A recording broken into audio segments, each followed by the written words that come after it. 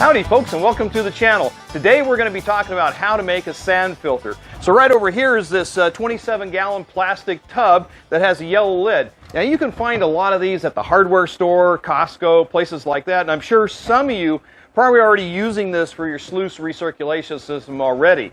But what I prefer is the next size down to make the sand filter with, and that's this guy here. It's a 17-gallon tub.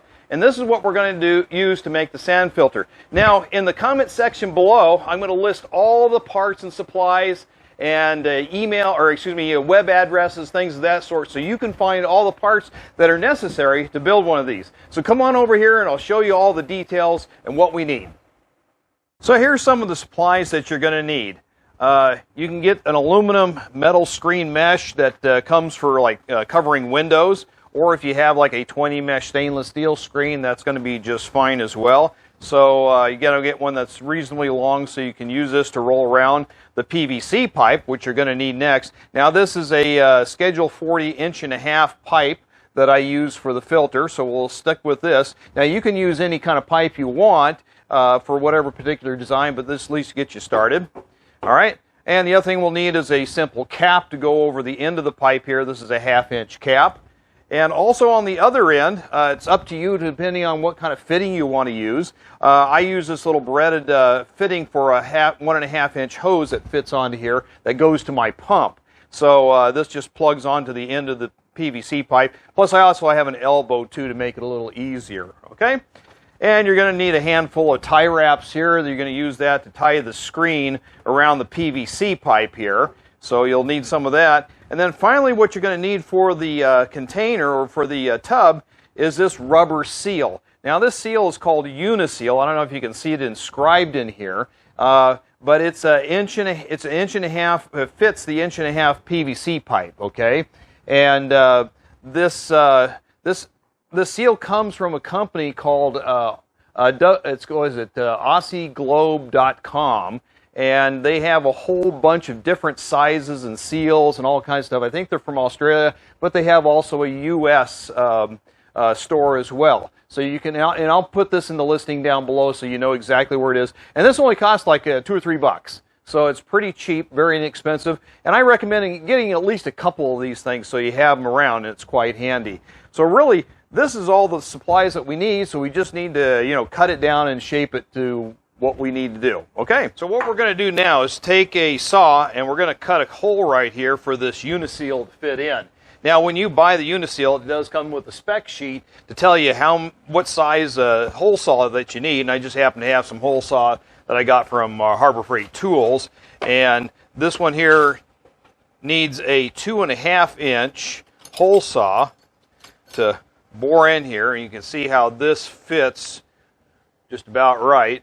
So we'll go ahead and take this saw, we'll bore a hole here near the bottom, and that way we'll be able to plug this rubber seal in right here. Go ahead and cut the hole inside the tub here. I've already made a mark about where this hole saw is going to be centered to cut through. Now you want to be able to cut it through, but you don't want to cut it down here on this lip, okay, because that's not good. You want it just to be about a 1/2 inch above this lip, because you also want to have the pipe that's going to fit inside the tank to be just a little bit above the bottom, so that way you're not sucking up additional sediment and things like that in the process. So like I say, I've already made this hole, so we'll go ahead and punch this through and get this going. And I do have to kind of put my hand behind it a little bit just to give a little bit of support until we come right up here. Okay, and now I'll go ahead and spin the hole saw. This will only just take a few seconds.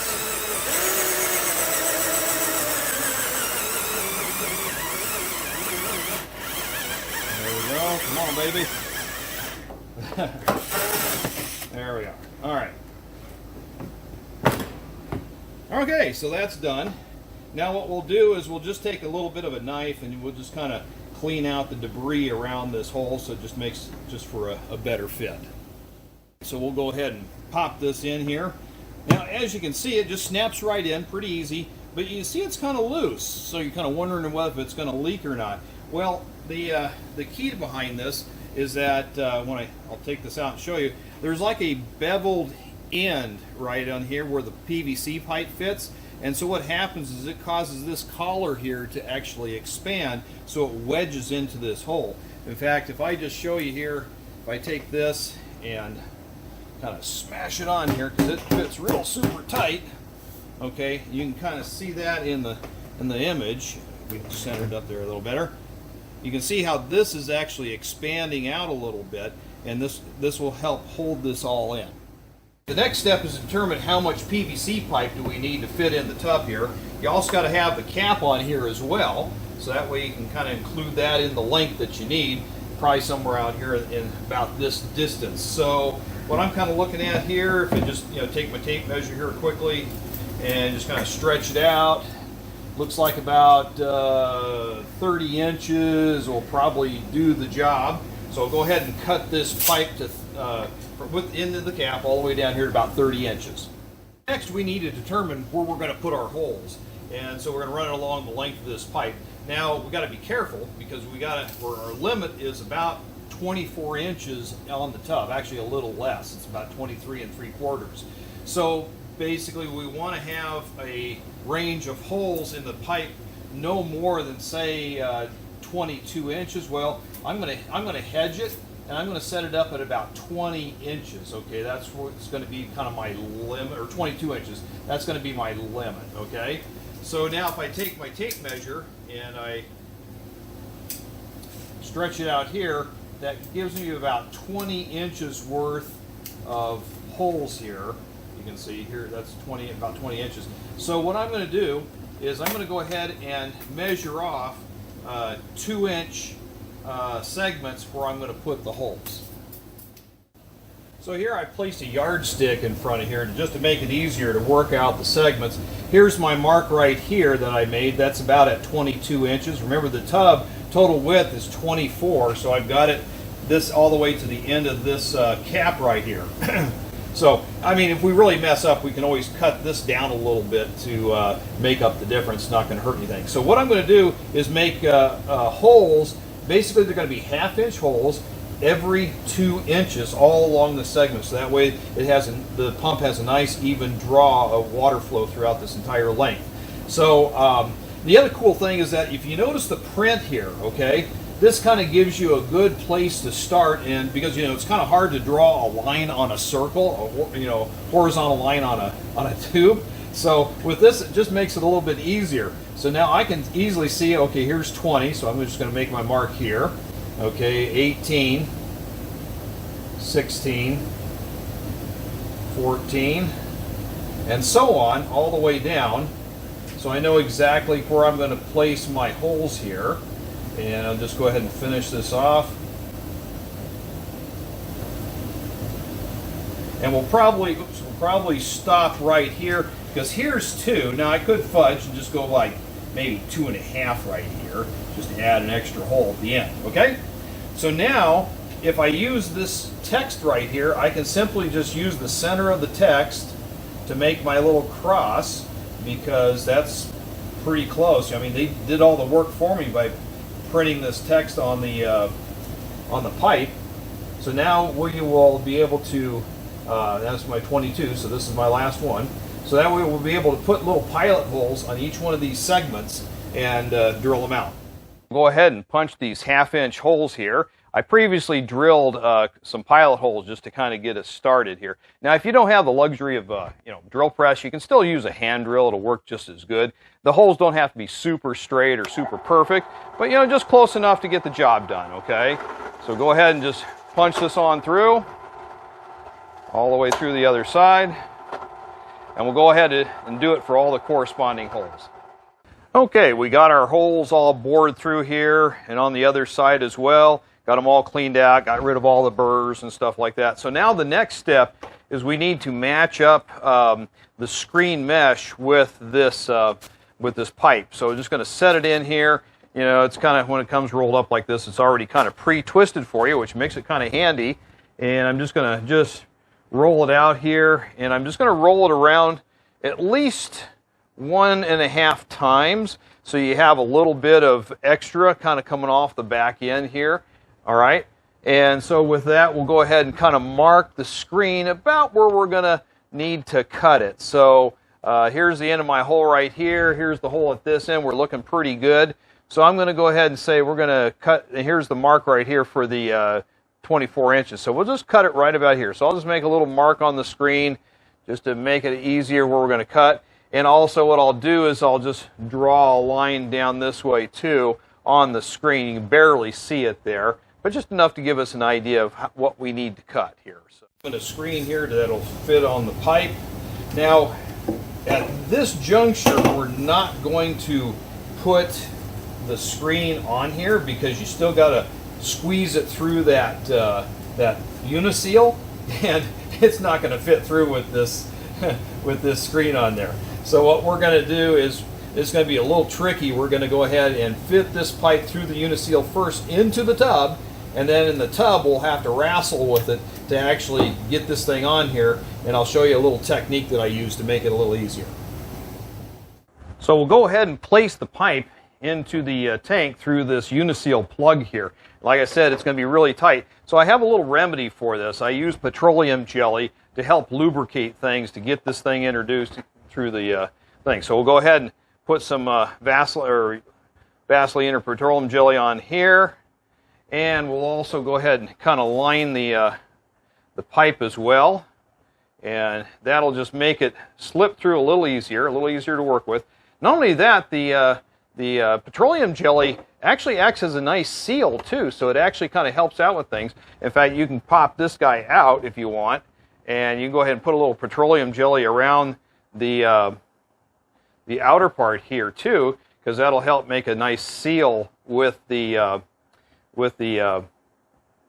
tub here. We'll go ahead and put that in there, drop it in, and my hands are all nice and greasy, so we'll see how well we can do here. And so you got to put your hand back here to give it a little bit of support, and this is where it's going to be really tough, but once you get it in, it'll be easier, okay? So just got to sit there and just kind of wedge it in here. There we go. Okay, now we just made it all the way through the seal. We went through the other side. So now the rest of it, we can just sit here and just twist it on in. There we go. Remember, it's got to make a nice tight seal, so that's what we want. And there it is. So now that thing is wedged in there pretty darn tight.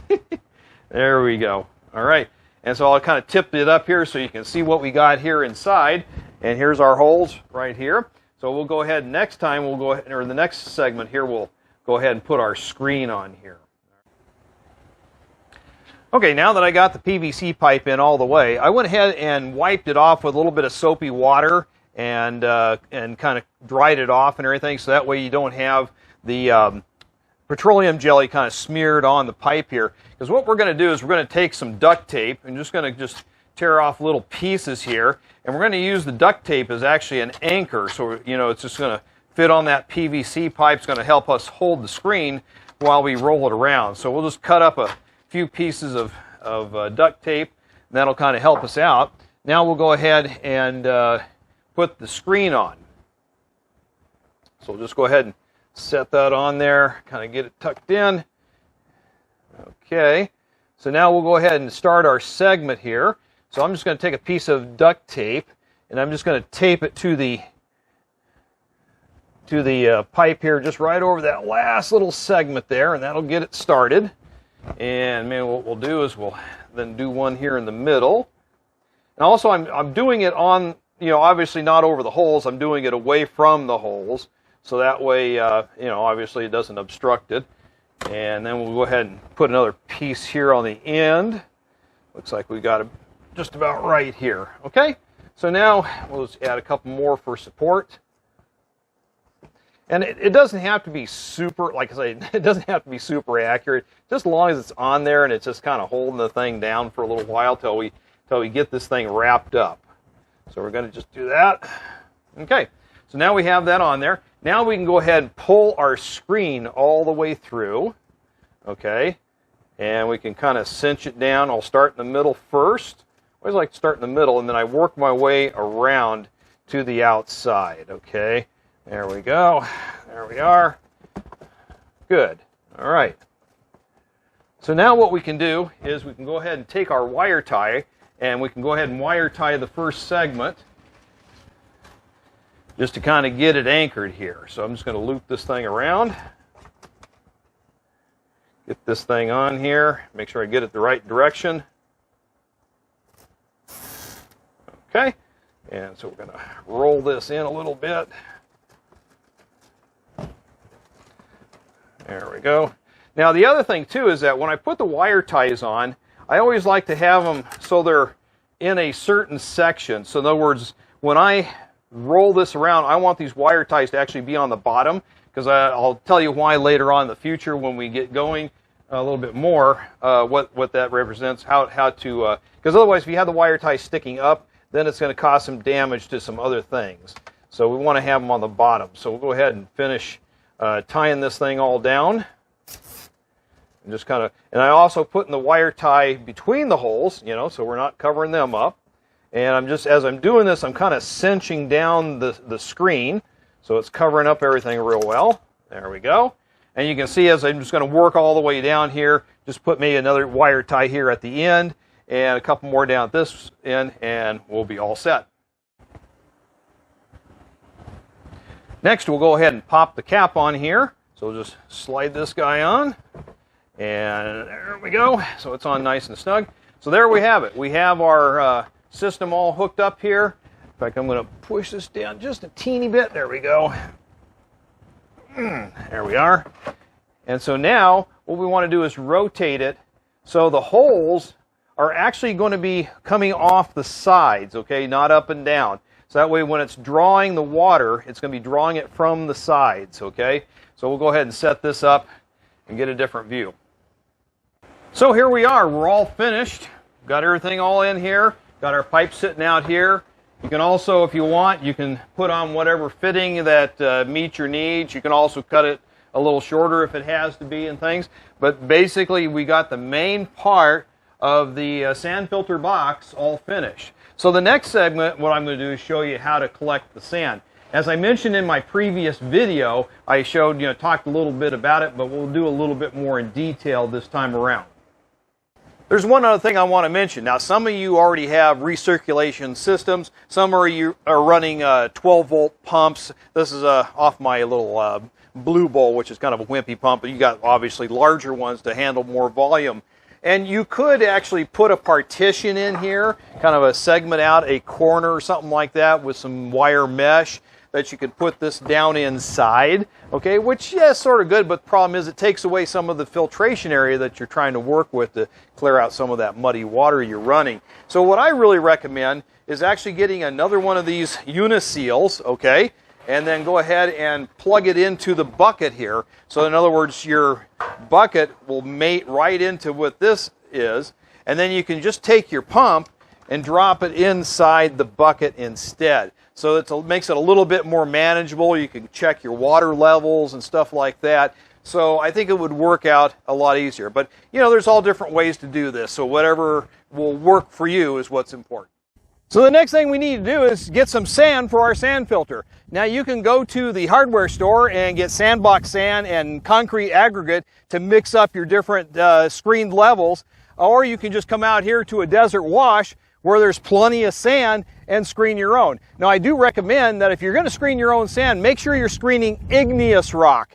In other words, or even metamorphic. In other words, granite, quartz. The mountains behind me are rhyolite, so that's part of the igneous family. So don't do limestone or sandstone or that, because that tends to get gooey when it's wet, and in your sand filter you're dealing with gooiness anyway, so you're just adding to it. So it's really smart to actually look for silica type sand for your filter. So anyway, what I did is I made this grizzly here, and it's got a 1/4-inch screen, and this kind of helps speed up the process. Instead of using my 1/4-inch here, putting it over a bucket and shaking it and all that, I can go ahead and take all this rock and just get it right down to the 1/4-inch, and then I can go ahead and finish off, because I like to finish off with 1/8-inch and 16th-inch rock as well. My 16th-inch rock is actually my workhorse. That's the one that's doing most of the filtration, so we want to get as much as that as possible. So with that, let's go ahead and get digging. Okay, I've got a bucket sitting underneath this screen that'll capture most of the sand that I try to screen out make it happen a little faster. So we'll go ahead and start shoveling in all this dirt. And yeah, you're going to get dusty. Here we go. And this will fill up the bucket in no time at all. And if there's any sand left over on the sides, I can go ahead and scoop that up after I remove the filter. So we're just going to go ahead and just keep shoving this thing through, and you can see how we're just, well, I don't know if you can see it or not, but the bucket's about 3/4 filled already. So we're really going to town on this. And then we'll go ahead and take our other green screens over here and filter out the rest of it down to 1/8 inch and 16th inch size sand. So we're almost done here. Okay, now our bucket's full. We'll go ahead and remove this grizzly, get this out of the way. As you can see, we got plenty of sand here, and also we've got a couple other buckets that I already filled up with sand to help speed up the process a little bit. So now we're going to go ahead and use our 1/8 screen mesh, okay, and that's going to screen down anything, because we already screened down to 1/4 inch, so we're going to use the 1/8 inch screen and then go from there. Okay, we got all our 1/8 inch screened out, so now this is all 1/8 inch sand, and so now I've got my 16th inch screen sitting here. So we'll go ahead and pour some of this on here and screen this down.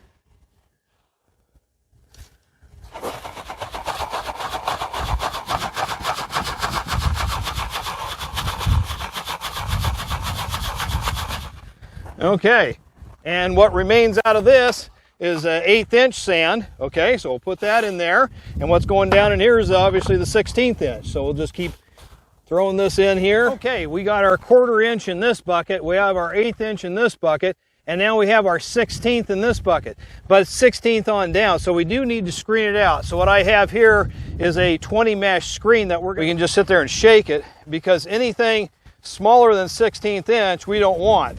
So we're just going to spin this around, get rid of all the silt, so now we just have 16th inch sand going in here. So we'll go ahead and just scoop this up, pour some more sand in here, get this cleaned out. Okay, we're back at the house now. We have our gravel all classified. I got 1/4 inch over here, I got the 1/8 inch, and then I got the 16th inch on this side. So what we'll go ahead and do is pour this into the bucket. Now, for those of you who've seen my previous video on the wash plant filtration system, you know what I'm talking about. If you haven't seen it, I suggest going back and checking that previous video. I'll also put a link in the description down below so you can follow through with that, have a little better idea. So what we're going to do is we're going to go ahead and pour in the 1/4 inch material first, okay, or the 1/4 inch gravel. So we'll go ahead and dump that in there. And we want just enough gravel here to kind of cover up the pipe and all that. Don't need a whole lot more than this, okay? Now, here's the thing. In my previous video, I went ahead and took the 1/8 inch and poured it in here on top of this layer. Well, now I'm going to show you something totally different that'll actually improve things. What I have here is a nylon bag. It's 60 mesh or 250 microns.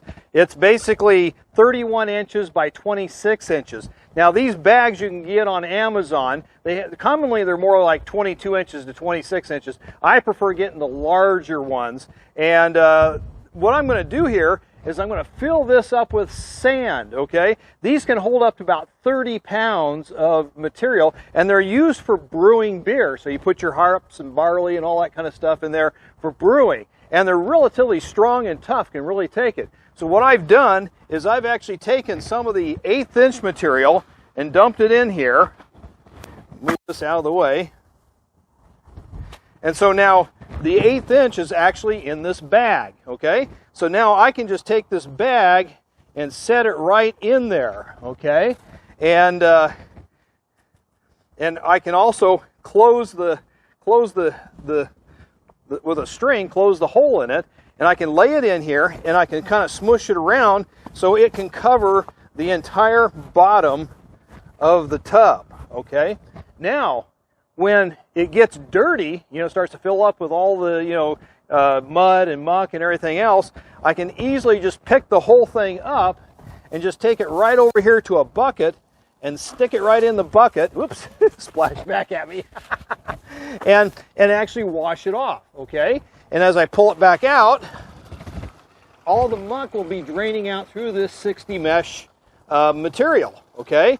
Now what's nice about this is that you can fill up the 1/8 inch as well as the 1/16 inch material and lay it in here. So when this thing gets all filled up with muck, all you have to do is take it out and dump it in a bucket or a wheelbarrow or tub, whatever you got, and you can just rinse it off and just drop it right back in here and you're ready to go again. So it's that simple. Now, if you have enough of these bags, okay, you can actually have them on reserve, so you can actually yank this bag out, throw it in the bucket, in the tub or whatever, and have another dry one ready to go, and just dump it in, and you're ready to continue on processing without skipping a beat. So that's how this is going to work. So we'll go ahead and lay this back in here. This is the 1/8 inch. I'm just going to smear it all around so it fits in this tub. I'll show you here in just a second. Okay, as you can see, I've got this bag laying in here. All right, got the string here, got the hole closed. We're just going to kind of push it down. Okay, that's all we really need to do. So let's go ahead and load up the 1/16 inch material into a bag. So I'll just set it right here in the tub. And we'll just go ahead and pour in the 1/16 inch material. There we go. And the other thing is that with this stuff, you can actually have 2 layers. So if you want, you can actually get another one of these bags. I have 6 total myself, okay? And that's just enough to cover the entire tub here. The other thing is that the more 1/16 of material you put in, the more 1/16 sand, the better your filtration is going to be, because really the 1/16 inch is actually going to be your workhorse. Okay, this is the one where they're primarily going to get it. And by the way, if you spill some sand over the edge, no big deal. You know, it'll still work just fine. Not an issue. So there we go. Got that all pushed off to the sides. Perfect. Okay. And then all we have to do is just cinch this one up too. Does the same thing. So now this is all sitting here in the tub, and as the water flows in here, the dirty water flows in here, it's going to be filtered out by all this stuff and then come out the bottom end to your pump or whatever you got going over here. And then whenever it's time, it starts to get all mucky and gummy, you can just grab the bag, pull it out, dump it out, clean it, grab another one, throw it in, and you're all set to go. Well, this concludes the video on how to make a sand filter. I hope you find this beneficial and can be able to apply this to your own sluice recirculation system to help improve the filtration and be able to make your water last a lot longer, just to stretch it out so you can run more material and obviously get more gold. So I'll leave a description down below in the description about all the information on where to get all the materials and stuff like that, and also a link to my previous video which is talking about wash plant recirculation filtration systems. So I'll leave a link to that so you'll have a better understanding and you can actually see this tub in action doing the filtering process. So I wish you the very best of luck in your prospecting adventures. Get out there and find some gold, and we'll see you next time. Thank you for watching.